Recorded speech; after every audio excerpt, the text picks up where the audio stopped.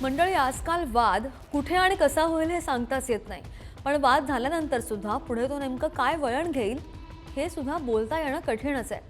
कधी कुणावर हल्ला होतो तर कधी जाळपोळ. अगदी असंच काहीसं अहिल्यानगरच्या मुकुंदनगरात घडलंय. किरकोळ कारणावरून झालेला हा किरकोळ वाद. रागाच्या भरात तरुणांनी अक्षरशः दुकानाचीच तोडफोड केली आहे. हातामध्ये काठ्या, रॉड्स ते लोक घेऊन आले आणि जे दिसलं ते फोडायला लागले.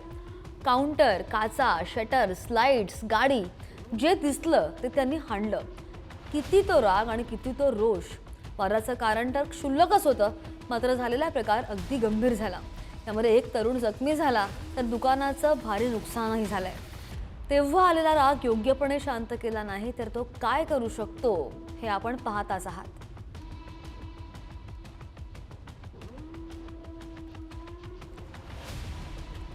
मंडळी, तुम्ही चोरीच्या वेगवेगळ्या घटना ऐकल्या असतील, चोरीचे थरारक व्हिडिओ सुद्धा पाहिले असतील.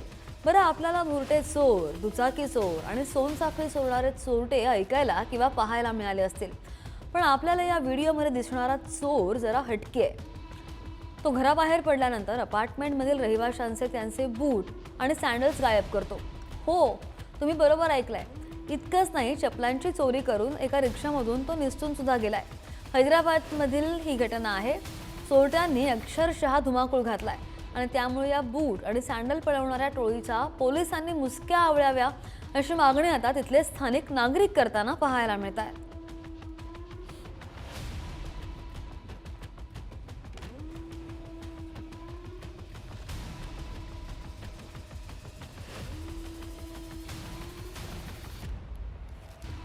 मंडळी, आजकाल किरकोळ कारणावरून वाद होणं अतिशय सामान्य झालंय.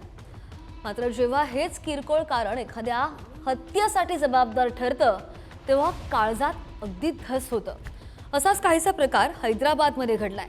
ही दृश्य आहेत हैदराबादच्या बाबानगरमधली. दृश्यांमध्ये दिसणाऱ्या वृद्धाच्या दुकानासमोर हे तरुण खुर्च्या टाकून बसल्याचं पाहायला मिळालं.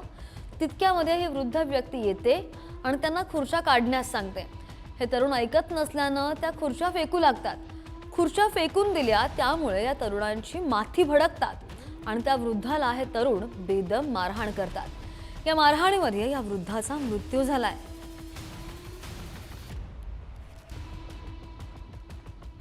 पैशांसाठी माणूस काय करेल हे सांगताच येत नाही. आता हेच बघा ना या दृश्यांमध्ये. ही दृश्य आहेत डेहराडूनमधल्या एका जनसेवा केंद्रातली.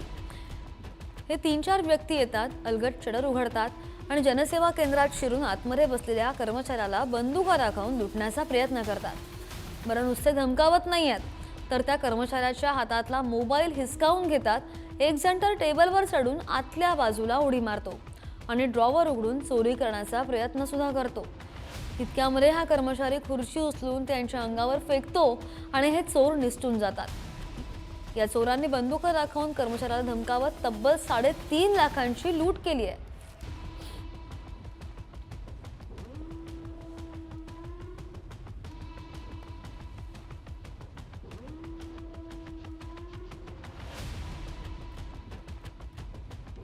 मंडळी, गुळाची चव तर गोड, पण गुळ व्यापाऱ्यांचं काय? गुळ व्यापाऱ्यांनी जणू कुस्तीचा आखाडा समजून बाजारातच कुस्तीला सुरुवात केली आहे. उत्तर प्रदेशच्या कन्नौज मधली ही घटना आहे. मारामारी करणारी माणसं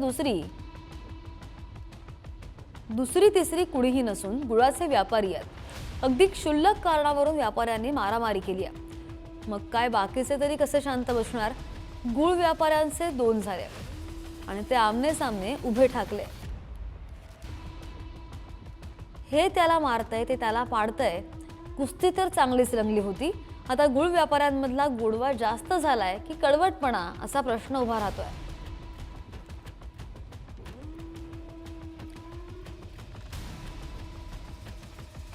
एखाद्या वादामधून समोरच्याच्या संपत्तीचं नुकसान करणं ही तशी जुनी मानसिकता आहे. मात्र या विकृत मानसिकतेचं सॉफ्ट टार्गेट ठरतायत ही वाहनं. उत्तर प्रदेशच्या हापूडमध्ये कॉलनीमध्ये असाच एक प्रकार समोर आला घडला. स्वतःची ओळख लपवण्यासाठी हेल्मेट घालून आलेल्यानं घराबाहेर उभ्या असलेल्या कारवर पाहिलं आणि पेट्रोल शिंपडलं आणि मग गाडी सुद्धा लावली. आगीचा भडका उडाला आणि तेव्हा स्वतःला चपळाईनं वाचवत पळ सुद्धा काढलाय. आग भडकत गेली, कार जळून खाक झाली, पण इतक्यानं तरी त्या हेल्मेट घातलेल्या अज्ञात दुश्मनाच्या मनाला शांती मिळाली असेल की नाही हे त्यालाच ठाऊक.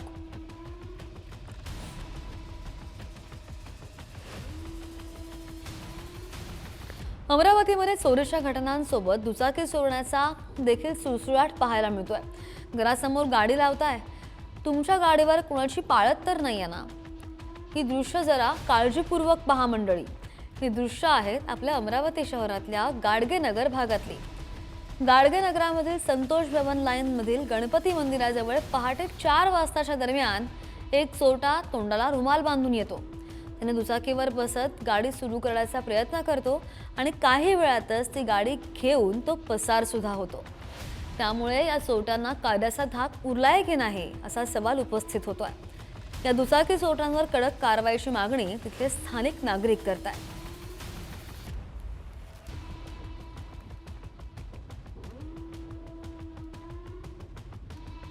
काही गुंडांच्या टोळ्या इतक्या मस्तवाल असतात की दहशत निर्माण करण्यासाठी दहशतीच्या सावटाखाली असलेल्यांच्या घराबाहेर आणि त्यांना घाबरवण्यासाठी नाहक त्यांना त्रास दिला जातो. त्यासाठी एखाद्याला मुद्दाम गिऱ्हाईक बनवतात.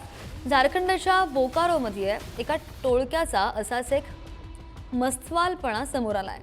एका पेट्रोल पंपावर बाईकवरील मित्रांसोबत उभ्या असलेल्याची टोपी सरकवत एका गुंडानं खोड काढली. त्यानं गुंडाला याचा जाब विचारला.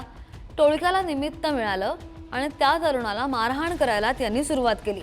त्याच्या मित्रांनी वाचवण्याचा प्रयत्न केला, मात्र त्यांना सुद्धा ही मारहाण करण्यात आली. झारखंडच्या बोकारोमध्ये ही घटना घडली आहे.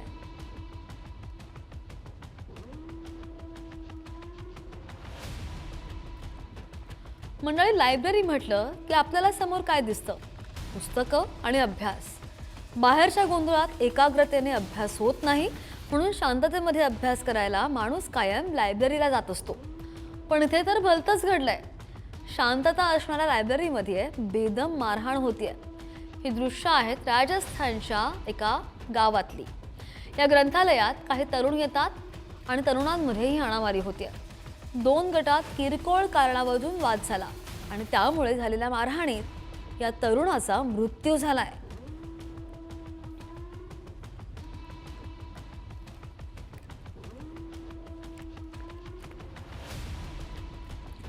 मंडळी, असं म्हणतात की घरी आलेला प्रत्येक अतिथी हा देवासमान असतो आणि त्याचा पूर्ण आदर सन्मान करावा, चहा पाणी द्यावं. मात्र हा अतिथी जर चोर निघाला तर कसं? आणि या व्हिडिओमध्ये सुद्धा नेमकं तसंच काहीसं पाहायला मिळालं. आंध्र प्रदेशच्या हैदराबादमध्ये ही घटना घडली. ही महिला घरासमोर रांगोळी काढत असते आणि तेव्हाच हा अतिथी पाणी मागायला येतो. बाटलीमध्ये पाणी भरण्यासाठी ही महिला घरात जाते आणि तिच्या मागोमाग हा महाशय सुद्धा जातो. संधीचा फायदा घेत तिच्या गळ्यामधली सोन्याची साखळी तो हिसकावून घेऊन जातो आणि तिला समजण्या अगोदरच महाशय तिथून पळ सुद्धा काढतो.